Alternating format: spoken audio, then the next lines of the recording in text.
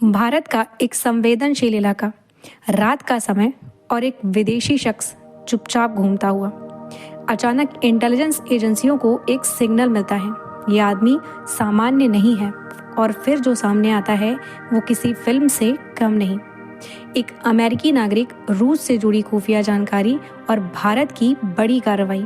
क्या सच में एक जासूस भारत में पकड़ा गया, या ये कहानी कुछ और ही है?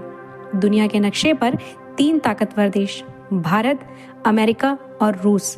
इनके रिश्ते देखने में दोस्ती जैसे लगते हैं, लेकिन अंदर ही अंदर एक साइलेंट वॉर चलती रहती है। यह युद्ध बंदूकों से नहीं बल्कि जानकारी से लड़ा जाता है। इसे कहते हैं इंटेलिजेंस वॉर। और इसी खेल में एंट्री होती है एक नाम की, मैथ्यू वैन डाइक।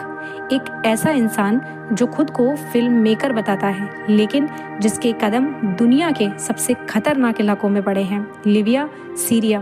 क्या कोई आम फिल्म मेकर ऐसे जगहों पर जाता है, या फिर उसके पीछे कोई और मकसद था? अब कहानी पहुंचती है भारत के नॉर्थ ईस्ट में, एक ऐसा इलाका जहां हर कदम पर सिक्योरिटी नजर आती है। यहीं पर देखा जाता है ये विदेशी शख्स बार बार सेंसिटिव जगहों के आसपास। पहले शक, फिर निगरानी और फिर कंफर्मेशन, कुछ तो गड़बड़ है। और अब आता है वो ट्विस्ट जो इस कहानी को इंटरनेशनल बना देता है। सोर्सेस के मुताबिक रूस की इंटेलिजेंस एजेंसीज ने भारत को एक क्रिटिकल इनपुट दिया, एक ऐसा इनपुट जिसने पूरी कहानी का रुख बदल दिया। भारत की एजेंसीज तुरंत एक्शन में आईं और उस व्यक्ति को हिरासत में ले लिया गया। अब सवाल ये नहीं था कि वो कौन है, सवाल ये था वो कर क्या रहा था। लेकिन कहानी यही खत्म नहीं होती।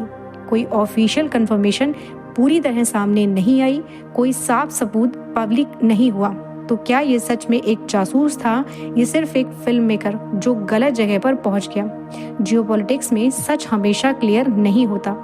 आज की दुनिया में जासूसी कोई कहानी नहीं, एक रियलिटी है। हर देश हर समय दूसरे देश पर नजर रख रहा है, और कभी कभी एक इंसान की कहानी पूरी दुनिया की सच्चाई दिखा देती है। तो आप क्या सोचते हैं, क्या ये एक रियल स्पाई केस है या सिर्फ एक मिसअंडरस्टैंडिंग? कमेंट में अपनी राय जरूर बताएं, और ऐसी ही पावरफुल स्टोरीज के लिए चैनल को सब्सक्राइब करना मत भूलिए।